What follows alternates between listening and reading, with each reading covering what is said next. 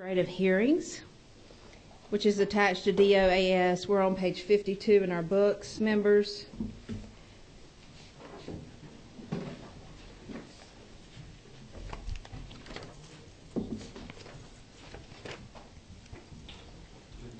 Good morning. Good morning, and thank you for the opportunity to appear before you, and thank you, Madam Chair, for meeting with me yesterday. I know you had a very busy schedule. My name is Michael Melahy. I am the Deputy Chief Judge with the Office of State Administrative Hearings. With me is Judge Chuck Boudreau, who is the Chief Judge of the Tax Court. The Tax Court is a division of OSA. Almost 20 years ago, the General Assembly created OSA to provide citizens and businesses of this state with an independent court to review disputed agency decisions. We have 14 judges currently. 5 of the 14 judges are part-time, and we cover the entire state of Georgia, all 159 counties, and we have nearly 50 hearing locations. Last year, 60,000 cases were filed with OSA, and our numbers are growing rapidly. Despite the growing caseload, I am very pleased to let you know that OSA has been ranked #1 in performance in the entire nation. Last year in 2014, OSA was ranked #1 in the nation for the number of cases assigned per judge. Also in 2014, OSA was ranked #1 in the nation for the lowest cost per case. We have one item on our budget request for the amended budget, and that's line 12.9.1.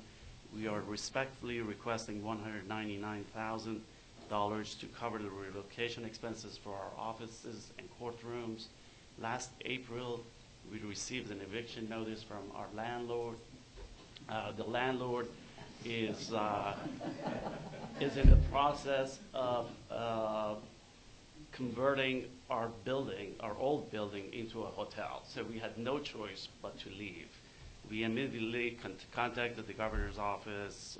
We discussed this issue with the Senate Budget Office and the House Budget Office. And unfortunately, during this process, we only had 3 months to demolish the newest space, to build new courtrooms and new offices. We were able to do that.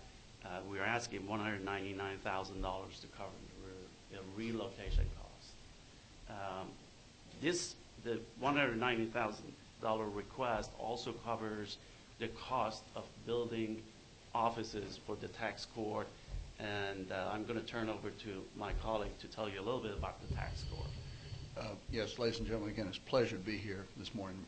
Continue to appreciate your support and supervision. As you may recall, the tax court was established and became effective January 2, 2013, so we've completed 2 full years now. Literally, when we showed up, it was sort of like, how are we going to make this up as we go along? We moved in. Judge Melahy and the OSA did a fantastic job of supporting us and giving us the initial infrastructure, but we didn't have any space of our own, and we were completely dependent on the facilities of OSA.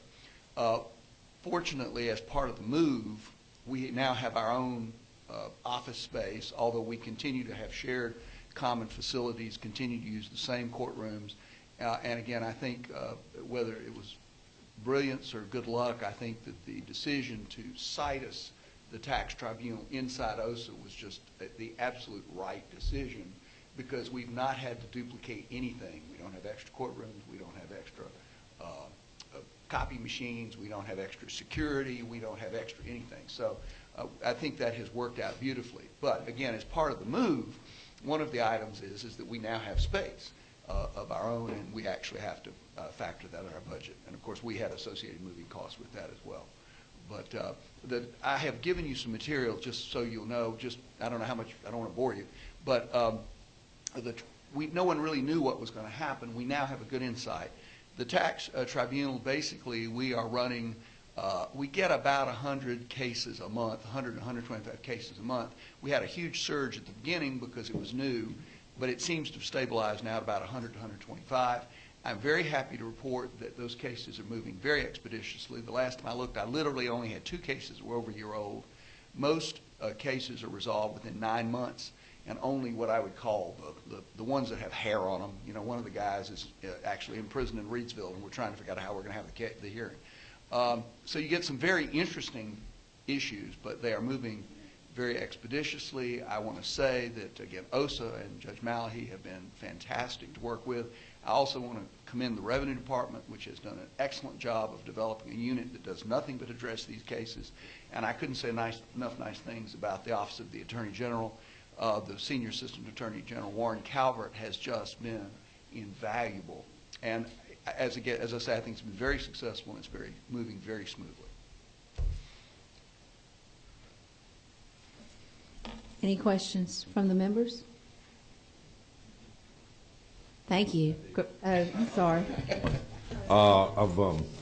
Why does Georgia have so many cases? I mean, is that a good thing? It's a very good thing. It's much more cost effective to bring a case to OSA than taking a case to the Superior Court. Right.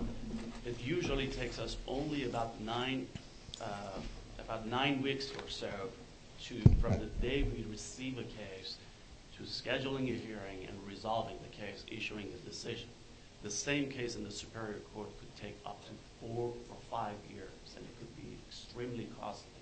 So more and more people have decided to bring their cases to OSA. I can show you on a chart very quickly. Just 5 years ago, in 2010, we only received 35,000 cases. And this last year, we finished with 60,000 cases. So more and more agencies and the business community, everybody knows, bringing their cases to OSA is more cost effective, and you can get it resolved very quickly. Thank you. And the judges travel, which is very helpful for those of us 3.5 hours away. That's correct. We have a hearing location in Valdosta as well as in 50 other locations throughout the state. Everyone good? Okay. Thank you so much. Great job. All right. Next, we have the Georgia Technology Authority. Members were on page 52. Same page before it. No, same page. What? Okay. Oh, it's not shown in the book. I'm sorry. Good morning. Good morning. Madam Chairman and the committee, I'm Calvin Rhodes. I'm the Executive Director of the Georgia Technology Authority. And we're actually not in your tracking book, and wanted to just maybe take the opportunity to tell you a few things that we're doing and a little bit about ourselves, if that's okay with you. Sure. Great. We're a state authority, so you see our budget in the various agencies that we serve, so we normally are just inside their programs. We are the executive branch IT department, so that for the agencies that report up through the governor. So we're not responsible for the legislature, the judiciary, or the constitutionally elected officials. Some of the things that we do, we establish IT policies for the various agencies. So that may be working with agencies and determining on the enterprise level, do we encrypt data at rest, and those type of issues to make sure that we have some common rules across the enterprise. We're also working to manage infrastructure, the state's data center, the networks, the connectivity across the state, telecom, so the downtime that agencies get, when there's issues with that, they're working with us to, and we'll facilitate those items getting fixed to our providers. I think one of the items that I find of interesting fact, it's like on email, we provide an enterprise email solution. So each month, the state's receiving around 28 million emails. 6.5 million of those are blocked. Well, that just doesn't happen by accident, where we're trying to pull out things that may be harmful, spam, just those type of things. We also provide oversight for large IT projects. So we're trying to make sure that agencies have good project management in place. How are we tracking against the budget for the project? Are we meeting the timelines? Are they staying in sync with the business requirements that were set for the original goals of a project? IT security is certainly an item that's on all of our minds more recent with the many breaches that have occurred. And so that's an area that we're putting layers of protection within the network, as well as trying to provide education and training for the many agencies, IT departments. We have, I pulled the December numbers. There were 28 million events that were scans, probes, whoever trying to gain access into the state network. Intrusion detection resulted in around 156,000 blocked or killed events. There was 173 notifications that we provided to agencies where there was an issue that they needed to resolve. And we have a great relationship with the Department of Homeland Security, and so there's a division within the federal government that helps us identify those type things, and so we can assist the agencies in addressing them. We work with agencies on their security plans for their systems, trying to make sure that they have good plans in place, and then so we can execute against them. Incident response, so when there is an issue with a computer systems from some type of malware attack, we will actually assist them in correcting and isolating those decisions so it just does not impact the rest of the network. And then through our services that we provide, we're making sure that patches get sent out to devices. I think so far this month we've sent out like 12,000 different patches. That's anything from a Microsoft patch to some of the more larger systems that are just, again, trying to keep them secure. Also measuring how effective we are in getting those patches out. I know server patches, we were at 99.7% up to date on those patches. Compared to if I was here 5 or 6 years ago, I couldn't have told you where those numbers were at. So our environment is maturing. And then we also manage the state portal. Some of the things as you look at that you won't readily notice, but because of how many people are using mobile phones today, the responsive design so that screens will reshape to the device that you're using, so you're not trying to look at something that's so small you can't read it. We've also focused this year on accessibility, so for the vision impaired, those individuals still need to be able to use a state website to find information. And so if I could speak a minute about our model, we have a fully managed model for 85, let me reshape. We're providing services to over 1,400 entities. So certainly more entities than we have state agencies. Most of our customers in this first layer of service we provide are local governments. So anywhere from a fire department, a local police department who needs to get into the crime information that GBI manages. And I think that was on a handout that Jeff might have handed out showing you the different customers that we provide. So it's about 100,000 customers, users inside that larger circle. Then we come down to the next circle, which is 85 executive branch agencies, and those are agencies that we provide mainframe services to, a layer of security protection in the network that I mentioned. We're providing some of their servers, but we're providing also the policies and standards that the IT departments within the agency should be adhering to. And then we come down to the smaller circle that you're looking at, and that's the full service agencies that I had mentioned. There's 15 agencies there, and those 15 agencies represent about 85% of the state spend in IT. So as your larger agencies, there's around 35,000 users of desktops and laptops. So we're providing all the way down to that level. So that support, so if there's a problem in Valdosta, St. Mary's, whatever corner of the state, we're dispatching a service provider to take care of those issues. And then disaster recovery, some of those items are built in to this service model. Last year I spent a little bit of time talking with you about our modernization effort. So this is where we're trying to take very old systems that were not standardized, that were mapped many different ways, and trying to bring standardization so that we can assure the citizens of the state that their information is secure and protected. So we've made significant progress over the last year. So what we call a server consolidation, where we're again bringing these applications to new infrastructure. Agencies are working with us to update their applications so they'll actually run on a modern piece of hardware. So last year when we were here, that effort was at around 21.4% complete, and today, this month, we're at 63% complete. So a lot of progress. We are on track to be through with that effort in the July-August timeframe. So we're real excited about that. I know the agencies are excited about that from the standpoint that we will stop distracting them, and they have other things they would like to be working on. This is a huge effort for the agencies to be involved with us. So we're certainly not the ones getting a lot of the hard work accomplished. It's working with the IT departments within the agencies. But some of the things we've completed, and some of these terms will be probably more technical than you want to hear, but Exchange, which is email environments, making sure that we have malware security protection on every server, desktops with antivirus, and they're staying patched, printer services, file services, and then getting encryption on all these devices and getting everyone on current operating systems like Win 7. So that is some of the things we're accomplishing in that space. I think one of the handouts we gave you was that we were recognized nationally for this effort. So again, this is an enterprise recognition, not a GTA recognition. There was only 4 states in the nation that received a higher score than the state of Georgia did. So again, we'd certainly like to thank all the agencies that work with us that they made that happen.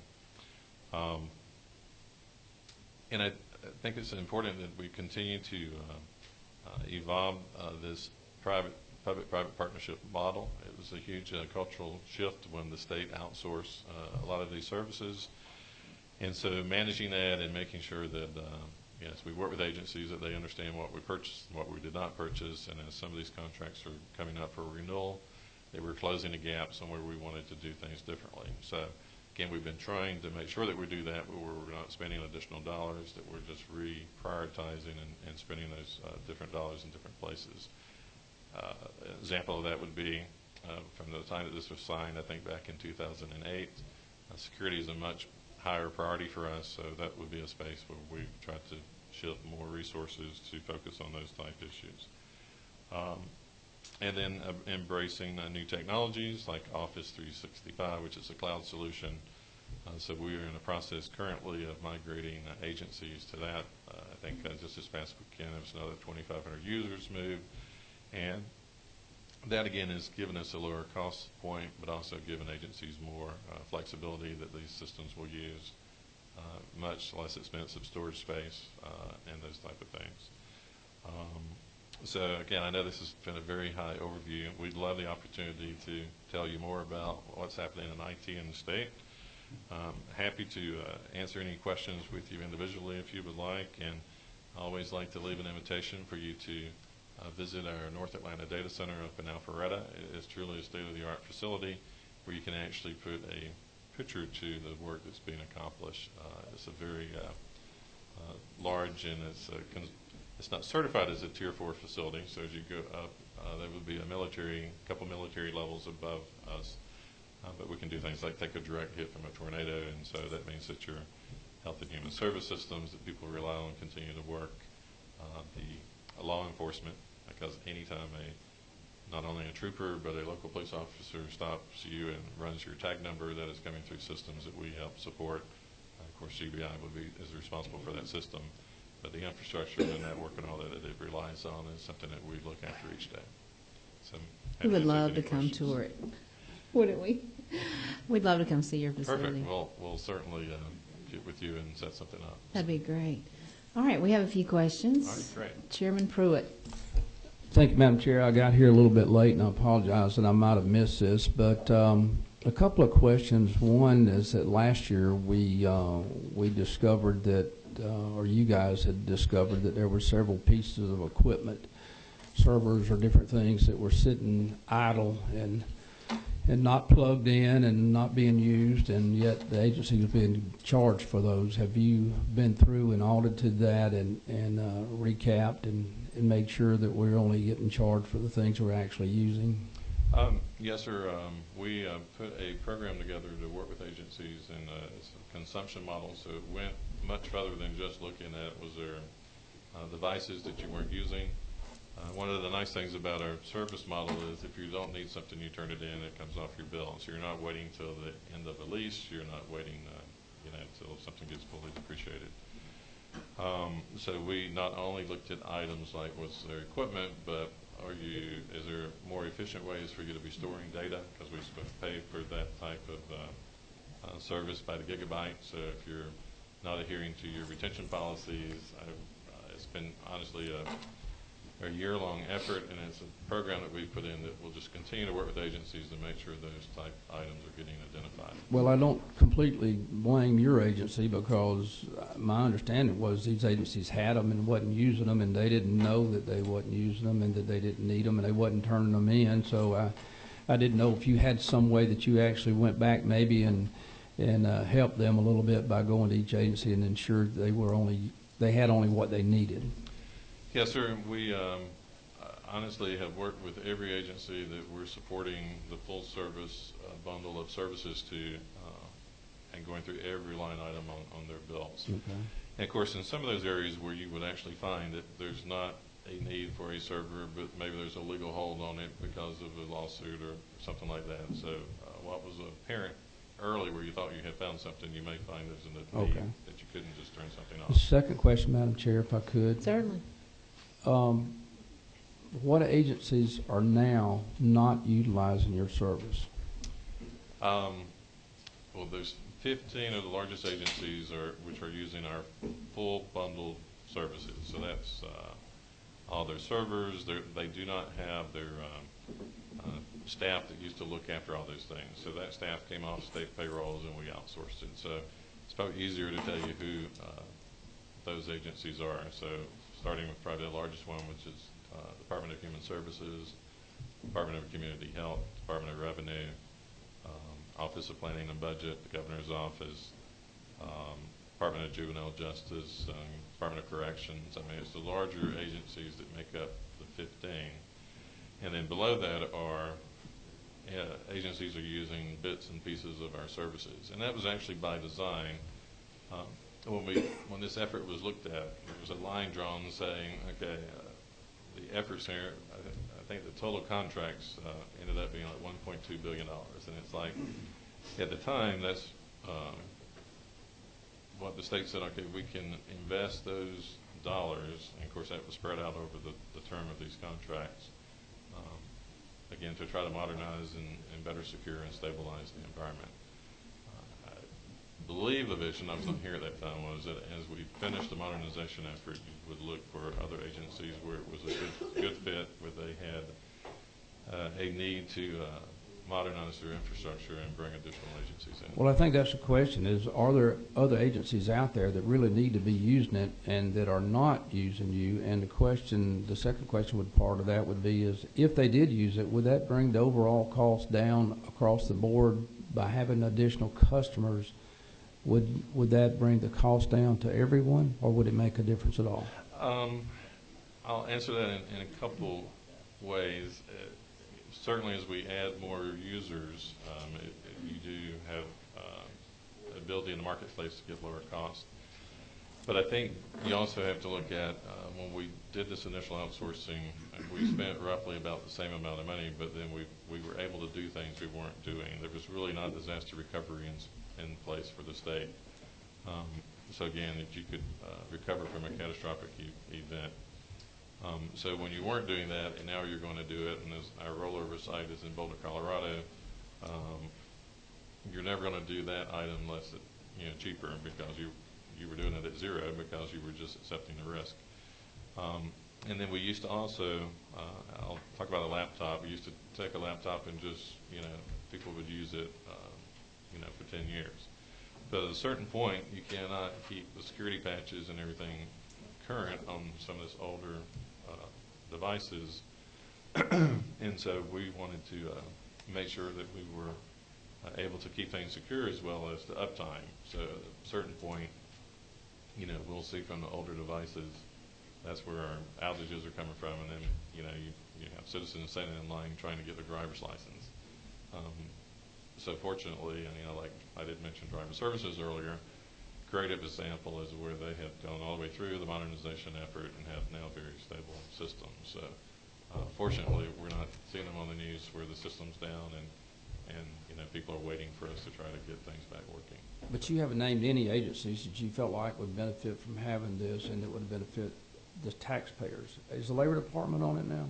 The Labor Department is not, and there's a number of agencies there. I know one of our focuses for the coming year is, again, we've got a pretty big effort over the next 6 months to finish this effort, and then our focus even now is starting to look towards who has a need and actually wants to come into the program, and then do we see others that maybe are just happy doing with what they're currently doing. Because I'll just say the cultural shift from someone who could just used to go and do something, do it immediately, and fix an issue is different in this model where we're going to make sure that any new solutions are engineered. And again, we start with is this the correct, secure way to do something, and so we're just not going to plug in a device. I think, and of course, technology continues to change. Where we put in, there's a lot of mobile devices now connected to the state network, and we're, case managers are able to do a lot of work from tablets and those type of things. Well, we made sure that was engineered and put in with where it fit into the layers of security we already had into the network versus, someone just saying, okay, there's an easy, quick way to do this. Let's just flip it on and do it. So I know I'm probably not directly answering your question. No, you're not, but okay, but thank you.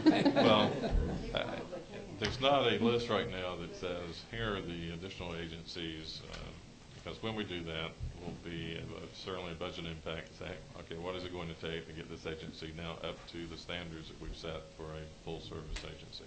Thank you. And that can have a pretty good price tag attached to it, depending on their level of maturity. Chairman Parsons.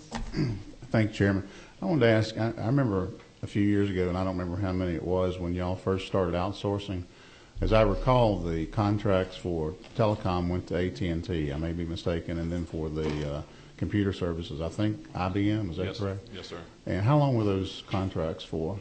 The AT&T contract was a 5-year contract with 2 one-year options, and the IBM contract was an 8-year agreement with 2 one-year options. Okay, so the IBM is still has a year or 2 to go. Is that? Yes, sir. We have open procurement currently for the AT&T contract, and one of the things we have done this time is to break it up into smaller pieces. Because as we now have our standards and all of that in place, it is the opportunity to bring more competitors into some of the different components. Can you tell me? And I was trying to find all this online. I can't really find.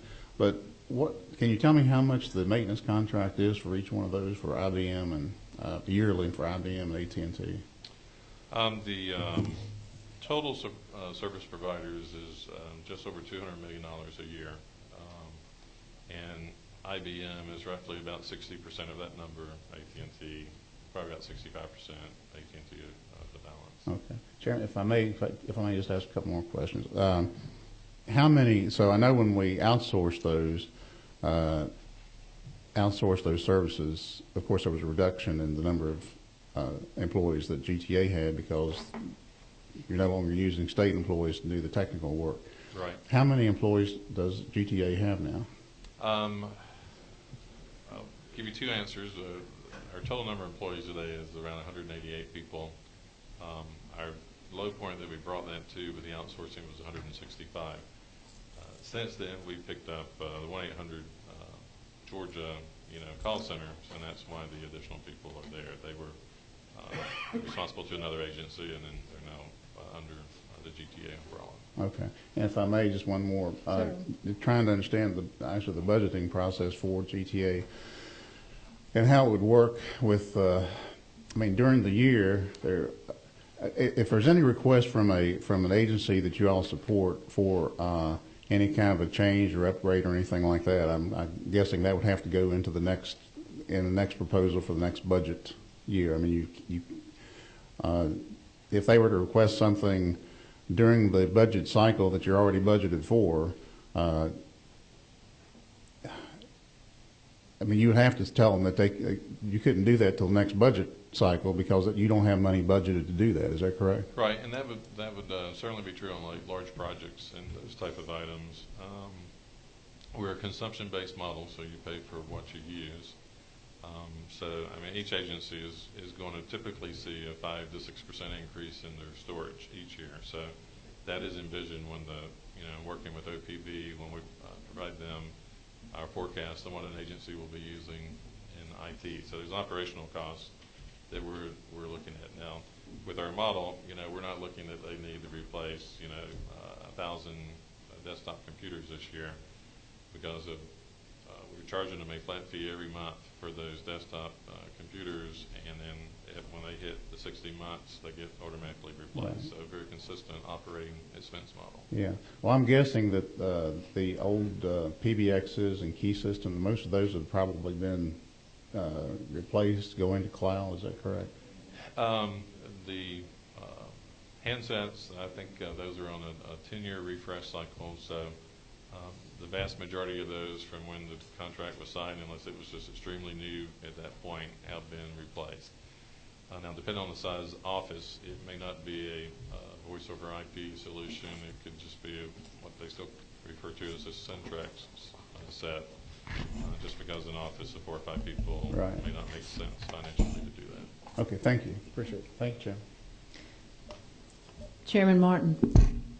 Wouldn't be a year if we didn't have a conversation with it. Can you tell us, and I know we're focused on the mid-year now, but like next year, we don't see a budget, your budget in our book. Right. And we've talked about that before. I'd like to see, and we have offline, seen your expenditures, and if Chairman Carter would like, I think it would be good for the committee to see that. You'd presented before, so where we really spend the money. Right. But can you tell me, in the new budget, the big budget for FY16, what will we see as an expense increase, money that flows to GTA based on these 2 contracts? How much more money? Probably the best way for me to answer that would be I would anticipate, and let's just assume there's no new projects coming online for the state. So the operational part of the dollars that flow to us, you should see actually a decrease that would flow out to the agency's budgets. And that was just the design of the outsourcing contract. There was more of the initial upfront investments that the service providers made was weighted a little bit more towards the front end of that, and it became less at the end. So our rates to agencies for gigabyte of storage would be dropping. But then you also have to consider if there are large systems going into place. I can think of the Medicaid eligibility system at DHS, probably one of the largest systems that it is the largest system that's going in since I have been here since 2011. I think that contract was, $200-something million system. And part of that's attached to the Affordable Care Act of just trying to consolidate all these health systems into one system. And so there's a lot of those just flows in and out. So and I think this year in the Department of Revenue will have funding for upgrading the gratis system. So a very old system that needs to be updated. So. Okay, so, and thank you for that. Let me be more clear. If there's a new project funded, Medicaid or Medicare, Medicaid system, right. for DHS, we'll see that in the budget, and we'll see that expenditure they're going to have. I mean, I guess what I'm concerned with is expenses. Well, is the Department of Insurance, are they a client of yours? No, sir. Pretty much all of the constitutionally elected offices are not. Fair enough, because what worries me about this, and I'm just going to spread it again because I do it every year, is that you have a $200 million contract, and if all of a sudden the storage fee goes down for agencies, they could go up on what they do with another project. If it's another smaller project, they could just do that project on their own, and this Appropriations Committee and this House and the Senate wouldn't see that. If the money's budgeted into that monies can switch around there, and we don't ever see those projects. We had one earlier this week that we talked about a project that was going to just get done by money that was already budgeted, and that's still, a concern to me. I won't belabor the point any further, but it's also a concern. We talked about, are we as cost effective as those out on the market? We talked last year about storage and gigabytes and Right. terabytes of storage. I didn't think we were, and I'm still not sure we are. And I know we have different requirements. But my big concern, and it was before you were there and when the previous governor was putting this in place, is that this was not going to be a cost, it was going to be a savings. And as yet, I'm not sure we've gotten there, because this $200 million is going in there, and it's almost like the new every two with some of the phone companies. You pay this much money, but nobody around this table is really sure that the agencies have the uptime that they're supposed to, because in the past they haven't, but we haven't withheld liquidated damages from the contract. We hear it from agencies that are supposed to get new laptops, but they're on a delayed schedule because we're unable to hold the vendors accountable. And there again, if it be AT&T or somebody else, or IBM or somebody else, I just still don't feel like we're getting what we're paying for. And, so my question, I guess, after the speech is, how can we, when we don't see what we're spending each year, be assured that that $200 million, because that's a lot of money, is getting the departments what they need in order to deliver to the taxpayers who are spending the money? And if you could, all the information you could provide, I think is good for us to be assured, because we just don't see it. And I can, provided you, our budget from, I think, last year when we spoke, and I can, again, do that and give you the comparison, and any other members of the committee that would like that. I will tell you, though, that when we look at the fact that our modernization effort is coming to an end, agencies where we did have uptime issues, those issues are resolved. Now, does it mean you'll never have a problem? When you're trying to keep systems patched and you're introducing change, but those issues are few and far between now and get responded to very quickly. And you mentioned laptops. There's not, under our agreement, you will not find a laptop in the enterprise that's within scope in our system that's older than 36 months, with maybe a couple of exceptions where, again, I have legal holds on some laptops that we're just prohibited from replacing at this point. Again, I'd love you to show you some of the things we're doing. There's a security briefing that we can give you that honestly is one of the reasons that drove our national score, where there's only 4 states in the union that received a higher score than we did. From Governing Technology, I think y'all receive a similar publication. It's just called Governing. It's the same organization. And they grade states every 2 years. And so part of that is just the advances that we've made in the security place and the model that we have in place to keep our infrastructure current and modern, which again is the 36-month refreshes on laptops, 60 months on desktops, servers, which is critical to keeping systems up. There's 60-month recycles on those. But again, every layer from switches to network hubs, all those things have refresh cycles, and we're on schedule with those. Now, when I'm sitting here 2 years ago, I could not have said that. So again, we have matured the process. I used to receive calls weekly with an issue that I needed to push through and get resolved. Knock on wood, I haven't received a call like that in over a month, and normally someone's just letting me know something when the phone rings to say, I've got this issue, I'm not ready to escalate it to you yet, just want to make sure you're aware of it. So those are the type of things that are happening today. And again, I think I mentioned last year about in South Carolina, one security breach there resulted in them spending about $10 million to fix their IT issue, and they've now spent an additional $44 million on citizen notifications and just trying to make sure that the citizen data that was breached, where people are able to have their credit monitored and those type of things. So identity theft is certainly big issues, and that's where all these probes of our systems come from. 60 to 70% of those probes are coming from nation states, and so it's no secret that China is our largest threat probing systems and trying to get in. And that's the part of this is so important that we've really have closed the gap on many of those areas. So. All right. We do look forward to coming by and maybe having a visit with you. And if you could get with our analyst and we could do some more discussion on the funding and such, but in the budget. And I think it was last year that Chairman Martin actually went up and physically saw some of the work that we were doing, and we were appreciative of him taking the time to do that. Sure. Madam Chairman, that's in the, it's in Alpharetta. I think it's actually used to be in my district. I think it may be in Speaker Pro Tem Jones' district now, where the actual facility is, but be glad to have the committee come up there if you would like a field trip. We would love during one. session. Yeah. Well, I can say Alpharetta. We're not supposed to publicly say We can tell you exactly where we're located, so we'll do that offline. So. And just for clarification for the committee, you're asking for there's no change to your budget in the 2015 amended, correct? Correct. Okay. All right. Well, thank you so much for your time. And next up, we have the State Accounting Office. We're starting on page 47 in our book.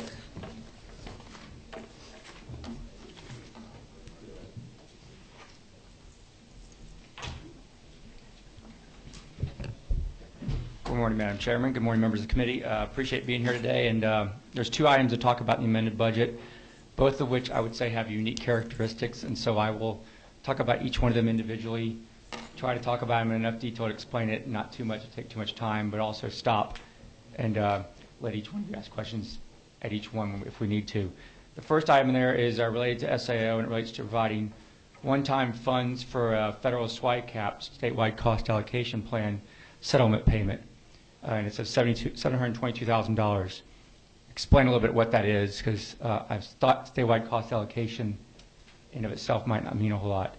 Many agencies, GTA, SAO, DOAS, OPB, we charge agencies for our services. We basically provide internal services to agencies to support their core missions. We charge those services, and those agencies can pay for those services with state money and federal money. Since we're supporting their programs, they can pay with federal money. The nice thing about it is we can pay with federal money. The downside is it comes with one major string attached. There's an assumption that you don't charge more than you spend. So basically there's an assumption that it is a net, whatever revenue is, expenses are. The feds will periodically come back and look at that, and one of their low-hanging fruit and red flags is when an entity such as SPA makes payments to Treasury, they consider it right off the bat excessive revenue, and they therefore want a cut of that because they assume agencies have used federal funds to pay some of that bill, and therefore if you've been able to actually charge revenue and send money to the Treasury, then you didn't need all that revenue, and therefore they want their cut. The $722,000 represents a settlement with the feds, the closing of a settlement with the feds as it relates to SPA assessments. As you know, in the budget, periodically over the last multiple years, there's been line items in the budget about SPA sending certain amounts of money back to the Treasury at the end of the year. For the feds, that's just straight up low-hanging fruit that says you didn't need the revenue, therefore give us a cut.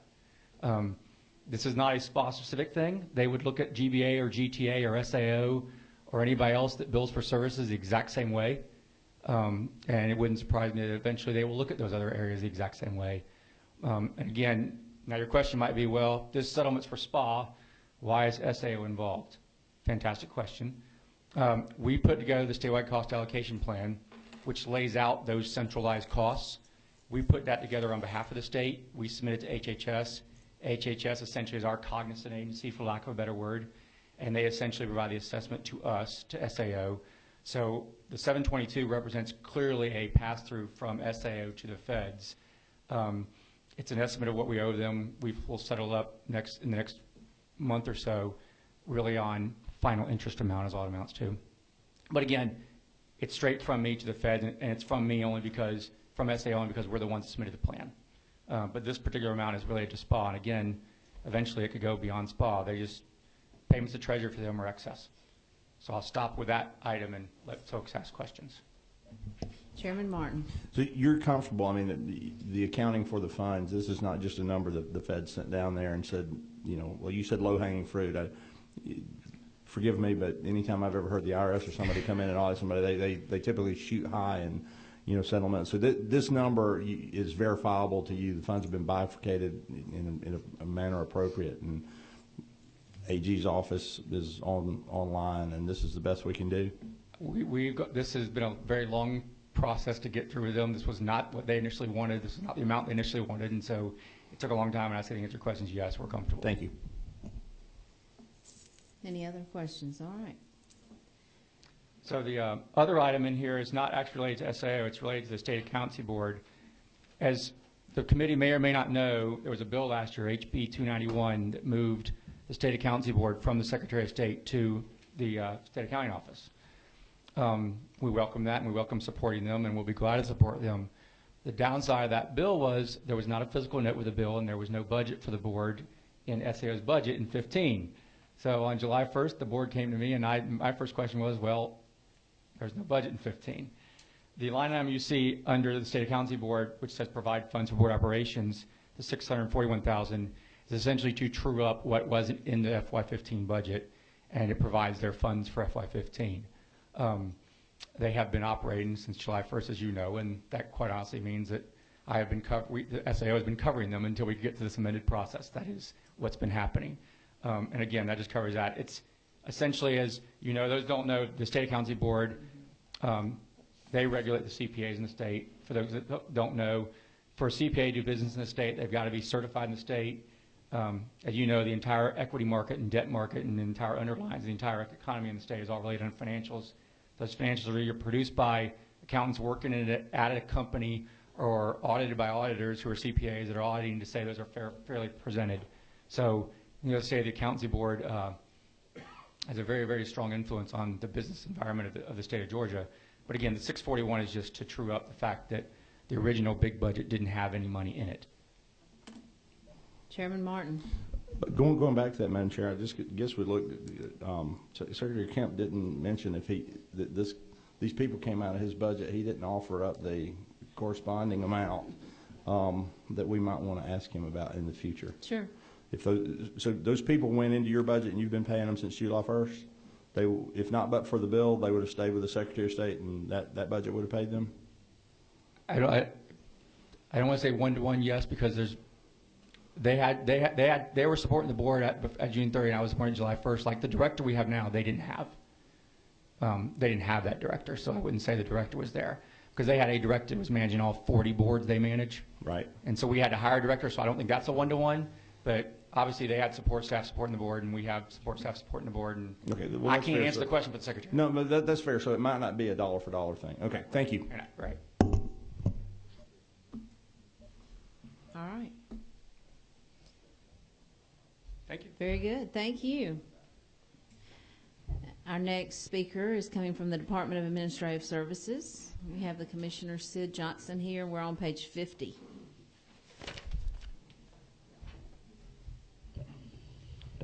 Good morning. Good morning. Good morning, Madam Chair and members of the committee. My name is Sid Johnson. I'm Commissioner of the Department of Administrative Services. It's an honor to be here with you today. I met with several of you yesterday, and I look forward to continuing to work with all of you over this year. The Department of Administrative Services consists of 5 business units: the State Purchasing Division, the Human Resource Administration Division, Risk Management Services, Fleet Services, and Surplus Property. Each one of those has its own budget program. We have a 6th budget program for administration. Since we had the meeting yesterday, I'm not going to go into a whole lot of detail about the agency. Be glad to answer any questions, but I would like to say that we support the governor's recommendation as it is in the amended 15 budget. Anyone? You asked for one-time moving expenses? I think that was OSHA, which is an attached agency, so I can't speak. Okay. That was what we heard this morning, the very first speaker. Okay, I'm sorry. No worries. Okay. Did you want us to move? Where would we put you? I got some ideas. All right, thank you. All right, thank you. Brevity will get you everywhere. Okay, so next up is the Department of Revenue. Page 169, members.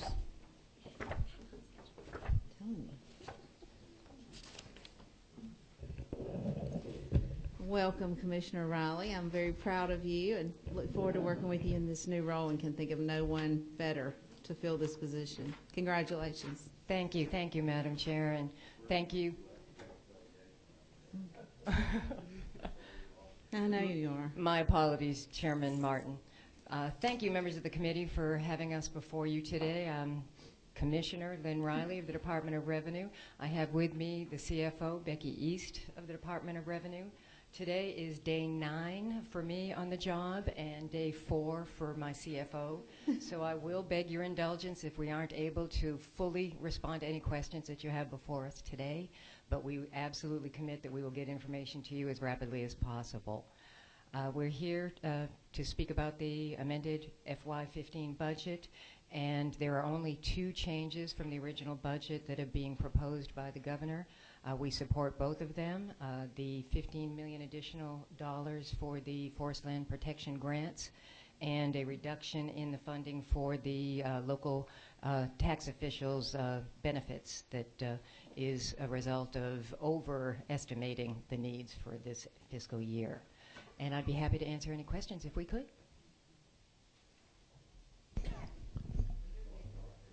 There we go. Thank you, Madam Chair.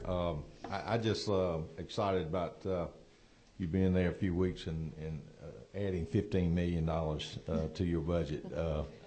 I don't know what that speaks for the future, but I'm excited the governor put the Forest Land Protection Act. That's a very important budget item for a lot of counties, including some I have. And so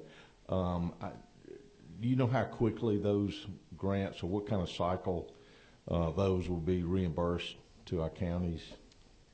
Thank you, Representative Dickey. We already have applications in queue for all of the funds that are appropriated for fiscal year 15, so we are going to try to process them as quickly as we can.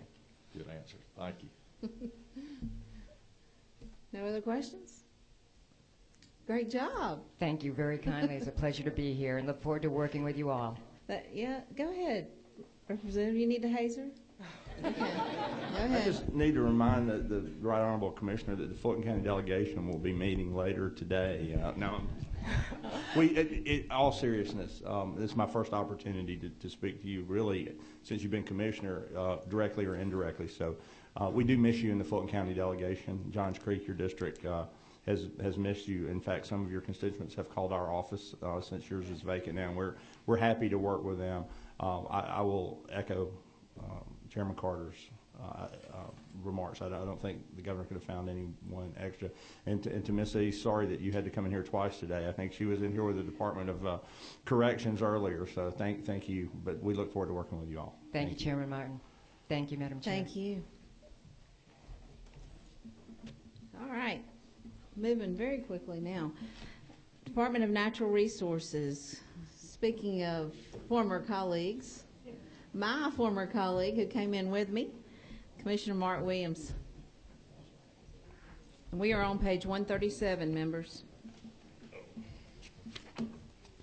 Thank you, Madam Chair Lady, and the members of the committee. For FY15, we only have 2 budget request changes. The first one's on line 33-6-1. It is budget neutral. It's just a movement. We had 8 parks employees transferred to our law enforcement division. If you remember, we created a law enforcement division to streamline services last year. And so that figure, $161 and $98, is moving from one division to the other. So that is a wash. Our second one is to match funds for the Wildlife Endowment Fund. It's on line 3391, and this is to reconcile our lifetime license sales over the past few years to bring them up and shore up that account this year. What has happened during the down revenue years, we have not been receiving the full amount of lifetime license sales because revenues were down, and this year we're catching it up. And that's our only 2 changes. Anyone? Chairman Parsons. Thank you, Chairman. I wanted to ask about how retention is as far as your officers, and I know that salary has been an issue in the past, and I'm sure it still is, but it seemed like that there was an issue where, because of that, you were actually losing, as I recall, you were losing some of your some of your officers to other agencies and other counties and things like that, how is the salary? I mean, I know it will definitely would still be an issue, but how is that in general? It's way better, a lot better, since we really appreciate the General Assembly, if you remember, has put in a 3-phase raise for the last 3 years, and we are up at market midpoint now with other law enforcement agencies, and retention has improved considerably. And morale as well, so we really appreciate that. We're about 205 to 210 officers strong now. Thank you. Good. That's good. And speaking of employees, how many do you have now in the department? 16, right at 1,600. About 600 of those are part-time. About 600 are part-time. And that's not including EPD, Madam Chair. Okay. And when you took over the agency, 4 years ago, how many employees did you have then? About 2,100.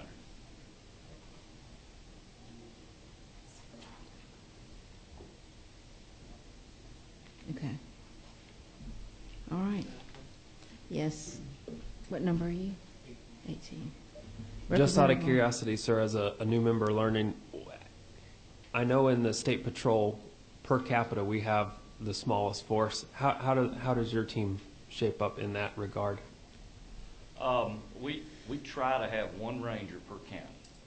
Okay. In some of our areas where we have a lot of activity, the coast, Lake Lanier, Lake Allatoona, our big impoundments, we have more than one in one county. So, but and generally speaking, we have one ranger per county, and then in those certain areas, we beef up the staff there. So we feel like we have good coverage. So I'm just curious on states that are our size. Are we on the low end of the force numbers, middle range, low? I'm going to defer to my deputy commissioner, who was colonel for many years, and see if he can help me with that. I would say, generally speaking, with the other states in the southeast, we're probably on par with those. Okay. It's something that we're always looking at and sort of evaluating, especially as we transition to an LE division and take on some LE responsibilities on additional DNR properties. But that's sort of an ongoing process that our division is looking at, and currently, I think for us, we want to move through this transition, and at the end of the transition, probably take a look at where we are manpower-wise and need-wise. Okay, thank you. All right, thank you. Thank you. And we're going to call up EPD.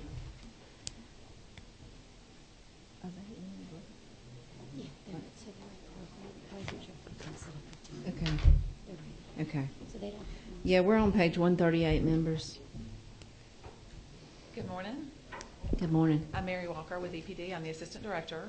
I have with me Kelly Dudley, who's our Finance Director, and also Trip Addison, who is our Additional Assistant Director. Judd Turner, Director Turner, sends his regrets. He was very sorry to not be able to be here. As y'all know, he is now serving in a dual capacity as head of the Interagency Office for Water Coordinate. The water in his litigation oversight and water management coordination role, but he does remain very clearly and firmly at the helm of EPD as well. So you will see perhaps more of me and more of Trip as we work to respond to you on a day-to-day basis, and Kelly. But Judd is clearly at the head of EPD. Our presentation here is very quick. Our budget reflects no changes in the governor's recommendation. We are continuing, even though we are as an agency very focused on making sure the state responds very effectively to the litigation. As an agency, we're also still focused on the projects that you all have directed us to do in our day-to-day work. And so you've given us funding in fiscal 15 for the regional water planning efforts, and those efforts are underway. And you've given us funding for additional cleanups for Hazardous Waste Trust Fund and the Solid Waste Trust Fund, and we are working to get those done. So we are just here happy to answer any questions. Chairman Smith. Thank you, and thank you for your brief presentation. Since you've had changes recently, could you get our committee the contact names of the people to call, or the best way to reach them? And because we'll get the calls, and we need to be able to find people to reach. Absolutely. We'll get you all of our numbers. y'all know Russ, you all know and worked very closely with Russ Pennington, who has moved to his role as Director of Governor's Water Supply Program. Trip will be working very closely with y'all, and we'll be your principal contact, but all of us are available, and so we'll get you everybody's number. Thank you. Chairman Tolleson. Thank you very much, Madam Chair. Did I hear you say correctly that the governor's budget, y'all were pleased with the governor's budget? We were very pleased with in the fiscal 15 budget, the $3 million that you all gave us for the regional water plan updates and for the water studies. We very much appreciated that. And the additional funding for the House Waste Trust Fund, greatly appreciated. And so we're working to implement that. All right, thank you. Okay. Anything else?